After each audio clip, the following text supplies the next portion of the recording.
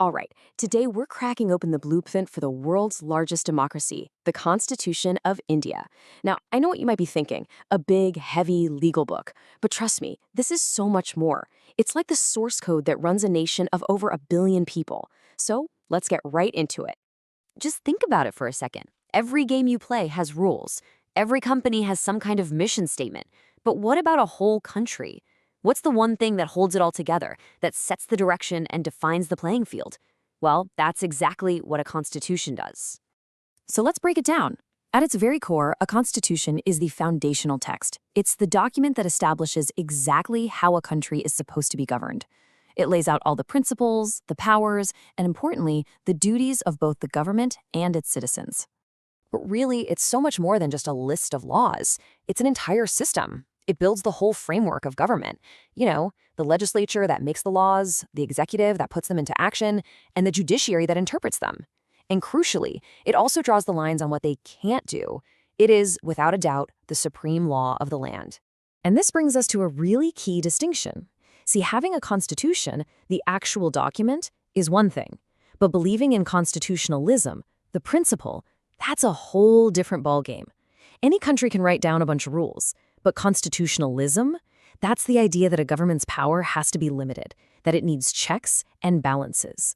So you can think of it like this. One is the rule book, and the other is the spirit of actually playing fairly by those rules. Okay, now let's get to what I think is the most inspiring part, the very soul of the Indian Constitution, the preamble. Seriously, think of it as the nation's mission statement. It's this single, incredibly powerful sentence that lays out the entire vision, the entire promise of India to its people. And the source of all its power? It's right there in those first 3 words. We, the people. It wasn't a king, or some foreign government, or a single political party. The authority for this entire rule book flows directly and only from the citizens of India themselves. That's a huge deal. So what does it actually promise? Well, it all boils down to these 4 foundational pillars. Justice, not just in court, but social and economic justice too. Liberty, the freedom to think what you want, say what you want, and believe what you want. Equality, so everyone has the same status and the same shot at opportunities. And finally, fraternity, this beautiful idea of a shared community, a brotherhood that respects the dignity of every single person. This brings us to the part that really matters to you and me. Every single day. We're talking about your fundamental rights.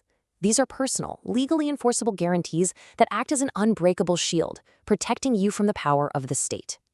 And let's be crystal clear, these are not just suggestions or nice ideas. They are legally binding promises that the state simply cannot break. If any law or any government action tries to violate these rights, the courts have the power to just strike it down. This is your personal armor. Right at the heart of this shield is Article 19. Which gives us 6 absolutely essential freedoms. The freedom to speak your mind, to gather with others peacefully, to form groups and associations, plus the freedom to move, live, and work anywhere you want within the country. I mean, this is the lifeblood of a functioning democracy, right? And then you have Article 21, the right to life. Now, this is where things get really fascinating. India's Supreme Court has looked at this right and said, you know what? This isn't just about the right not to be killed. It's the right to live a life with meaning, with dignity. And over the years, this one single right has been expanded to include so much more. For example, in the huge Puttaswamy case, the court made it clear that the right to privacy is a fundamental part of the right to life. It's all about thriving, not just surviving. Okay, so if fundamental rights are what the government can't do to you, then the directive principles of state policy are all about what the government should be doing for you.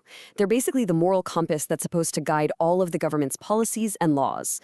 The difference here is pretty clear. Your fundamental rights are your shield. They're mostly negative because they stop the state from doing things, and you can go to court to enforce them. Directive principles, on the other hand, are the state's to-do list. They're positive duties that tell the state to take action. Now, you can't sue the government for not checking something off this list immediately, but they are absolutely fundamental to how the country is meant to be run. For example, the idea of having village councils or panchayats started as a directive principle before it became law all across India. So, we have rights for the people, and we have a to-do list for the government. But how does a document that was written over 70 years ago stay relevant today? Well, that brings us to our final, really cool section.